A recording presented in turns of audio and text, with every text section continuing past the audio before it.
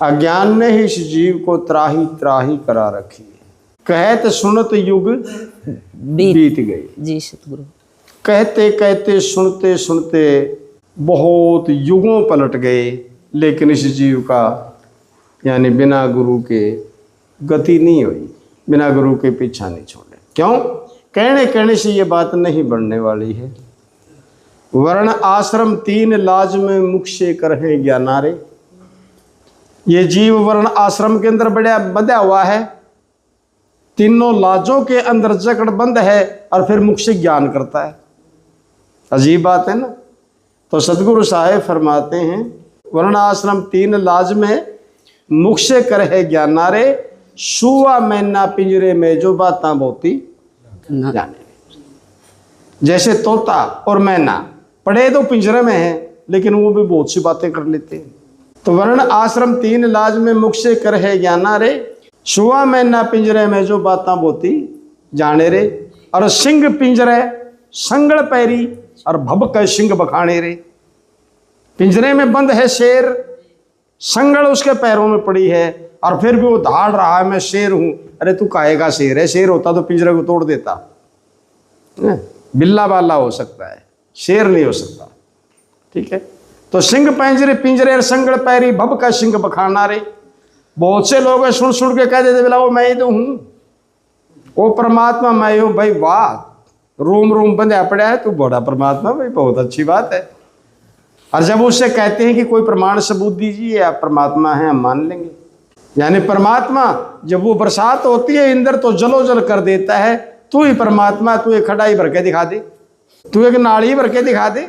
जब सूर्य निकलता है तीन लोक में प्रकाश हो जाता है, तू एक कमरे में प्रकाश करके दिखा दे। तू ऐसे कहने कहने से परमात्मा हो गया? कैसे है तू परमात्मा? फिर परमात्मा अंतर्यामी है, वो सबके घटकी जानता है। और तेरे पास कोई चला जाए तो पूछना पड़ता है सुना तू कहां से आया, क्या काम था? तू परमात्मा है तो तू इसके भीतर की क्यों नहीं जान पाया? पूछना पड़ता है अगले से, लेकिन फिर भी कहता है कि मैं परमात्मा मैं ही तो हूं। बड़ी हैरानगी है। तो सतगुरु फरमाते हैं वर्ण आश्रम तीन लाज में मुख से करे ज्ञाना रे, सुआ में ना पिंजरे में जो बातां बोती जाने रे। सिंह पिंजरे संगल पैरी भब का सिंह बखाने रे। जाल विखे जो पंछी पढ़े चोग देख ललचाने रे। जैसे चुग्गा दाना देख करके उसका लालच के उम्र पक्षी भी जाल में फंस जाते हैं। अरदास गुलाब पर वश भयो पर बल की खबर न जाने रे। तो सदगुरु साहब कहते हैं तू दूसरे के अधीन हो गया, तने खुद की बल की खबर नहीं है। तो इसी प्रकार से कहत सुनत युग बीत गए। कर्म कांड करना नारे, नाना प्रकार के कर्म कांड करे। बहुत व्रत करके देखे, तीर्थों पर भी बतेरे गए, गंगा स्नान भी किया और भी बतेरे कर्म कांड किए, दान दक्षिणा भी बतेरी लोगों को दी, लेकिन कल्याण नहीं हो पाया। लेकिन अज्ञानी मानते नहीं, बिला ये तो छुटवाते हैं सब। अरे छुटवाते नहीं, ये सच्चाई है कि ये आडंबरबाजी है, लेकिन अज्ञानी नहीं मानता। और जब तक ये बात खड़ी रहेगी गंगा में स्नान करने से पाप धोए जाते हैं, तब तक पाप होते ही रहेंगे। क्योंकि पता है पाप करो और फिर गंगा में नहाया हो, बस पाप कट गए। ऐसा कुछ नहीं। एक राजा था और उसका औलाद नहीं थी। लोग हरिद्वार जाते, सावन का महीना, तो राजा कहने लगा मंत्री से कि चलो गंगा में स्नान करने से पवित्र हो जाता, पाप धोए जाते हैं, और आपा भी चले आवा, शायद आज पूरी हो जावे, घर में चंदना हो जाए, भाई बच्चा हो जावे। तो वजीर कहने लगा महाराज इन जड़ स्थानों के अंदर कोई ताकत नहीं है, ताकत है जाने वाले में, चेतन में ताकत है, जड़ में कोई ताकत नहीं होती। ये क्या पढ़ देंगे? अब वो राजा कहने लगा कि तू ही ज्ञानवान है क्या? ये सारा संसार पागल है? ये इतनी कावड़ ले आवे ठहठा के दिन रात पैर सुझा लेते हैं बेचारे, ये सारे पागल हैं? कहने लगे जी कुछ नहीं है, सिर्फ भेड़ चाल है। बोला ये कैसे हो सकता है, सबूत दो। बोला दे देंगे।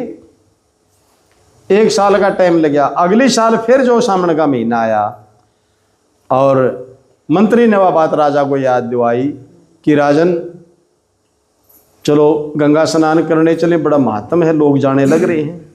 राजा तैयार हो गया, गए वहाँ, तंबू गड़ गया राजा का, भाई कल सुबह पर भी स्नान करेगा बादशाह। सूर्य निकलते ही मंत्री सामने घूमने के भी आज्ञा लेके निकल गया। बोला जी मैं थोड़ा टहल आऊँ, घूम आऊँ। बोला ठीक है जाओ। अब मंत्री गया, वो कुमार के घर गया, जाएगी ने बोला भाई तेरा गधा चाहिए मैंने सवेरे तीर्थ घाट पे। कुमार कहने लगा जी मेरे गधा क्या करोगे? बोला 2 घंटे खातर चाहिए। कुमार ने बोला जी मैं तो मजदूर आदमी हूँ, मेरी क्यों दिहाड़ी तोड़ो, आप गधे तो क्या करोगे? बोला भाई तेरी एक दिन की जो दिहाड़ी बनती है वो हमारे से ले ले, लेकिन सूरज की टिक्की निकलते ही वो गधा घाट पे चाहिए। बोला जी ले आई, आ गए, सो गए। सवेरे जैसे ही सूरज की टिक्की सूरज निकला और उस वजीर ने बादशाह को जगाया, कहने लगे राजन प्रभु स्नान का बड़ा महात्म होता है, स्नान का टाइम हो गया, ब्रह्म मुहूर्त है और उठो सूर्य को जल दे करके और जो जल दे और स्नान करो। अब राजा ने स्नान किया, स्नान करके फिर सूरज को जल दिया और उधर से वो कुमार गधा लेके पहुंच गया। गल्ले मंत्री ने स्नान कराया, मंत्री ने भी स्नान किया और फिर सूरज को जल दे करके और 4 बार उस गधे के पैड करके गंगा में डाल दिए। राजा ने सोचा यह भी कोई खास बात होती होगी, राजा ने भी 4 बार पैड करके उसके तीर्थ में गेड़ दिए। जब राजा इन्हें लाग रहा करण दौड़ो, फिर उनकी देखो फिर पब्लिक जुट गई, यानी 2 घंटा में उस गधे का खून काट दिया। रूम में को नहीं छोड़ा लोगों ने, जुन साहब आवा सूरज का नहीं भगा हुआ पानी के पाड़ बाड़ गंगागम है। आगे गिरा, तब उस मंत्री ने कहा कि राजन कुछ समझे? बोला क्या? बोला मैंने नहीं बताया इस गधे ने क्या खोट कर रखा था, इसने क्या बिगाड़ रखा था किसी का, इसके क्यों खून काट दिए आपने? बोला ये बाढ़ पाड़ के क्यों डाले गंगा में? अब राजा ने बोला मैंने तो तन्ने डाले थे, तेरे को देख के मैंने भी डाल दिए। और बोला पब्लिक ने आपन देख के इस पब्लिक ने या पब्लिक जुट गई, यूं खून में खून कर दिया बेचारा। तो बोले यार देखा देखी नहीं तो फिर और क्या है, एक दूसरे को देख देख करके, ये देखा देखी नहीं तो और क्या, ये भेड़ चाल नहीं तो और क्या है। तब हुआ राजा के समझ में आएगी कि बात तो ठीक थी, ये तो सब देखा ही देखी है। तो बंद हो, ये कर्म कांड कर करके यानी बहुत युग बीत गए, कहते सुनते युग बीत गए और कर्म कांड कर नाना जी बड़े बड़े सिर मार गए पर नहीं मिला वो ठोड़ ठिकाना जी। उस हरि का ठिकाना, उस मालिक का ठिकाना बहुत सिर मार मार कर यहाँ से चले गए। क्यों? क्योंकि गुरु के बगैर उसका पता निशान और ठिकाना मिल ही नहीं सकता। सदगुरु ने फरमाया है रे तेरे घट में बस है एक जोगी, पर बिना गुरु तो पता चले ना दुनिया झगड़े जोगी। ठीक है तेरे पास तो मन मिर्गा माने नहीं, यो मन मिर्गा माने नहीं और विषय देख लिपटाना। जहां भी विषय विकार दिखते हैं वहीं पर यूं मन जाकर के खड़ा हो जाता है। फिर कहते हैं, सभी कहते हैं मन को मारो, मन को रोको। सदगुरु मार लेंगे मन को, आप क्या आज्ञा का पालन करेंगे, लेकिन हमें दिखा तो दो कि मन ये है, कैसा है वो, कहाँ रहता है वो, मारेंगे। तो विषय किशु और मन ये जावता है, बार बार नाम की जब बात कहूं ये सुनता ही नहीं कन में। प्यास जब लागे जब जल ही में रहे मन, भूख जब लागे तब यू मन रहे अन्न में। रे घेर घेर मन ताही अंतर लगाई रहे, भाग भाग जावा यू तो रवे नहीं तन में। अरदास तो गुलाब कहे मन की सो गति, अब पता ना चले इसका यू कदे घर में कदे बन में। पकड़ो इसको, कैसे मारोगे, कैसे रोकोगे? रंग नहीं, रूप नहीं, आता दिखता नहीं, मन का रंग ना रूप है, ये कैसे पकड़ा जाए? जाता दिखता नहीं, बिनाई दिखे चले आए। बिन पंख उड़े आकाश में, ये तो बिनाई पैरें चल। तृणवृद्ध ये है नहीं, ना यू जवान ना यू बुढ़ा, और ना होती है वाले ना ये बच्चा है। तो फिर पकड़ भाई, मारो। गुरु ने कहा मन को मारो, मार के दिखाओ। यहाँ तो कबीर साहब भी कहते हैं, कहो ये मन कहाँ बसे, ऐ मन के मारने वालों, मन के पीछे उठा करके हथियार घूमने वालों, पता तो कर लो ये वस्तु क्या है। कबीरा मन कहाँ बसे, और ये निकले कौन सी ठोर।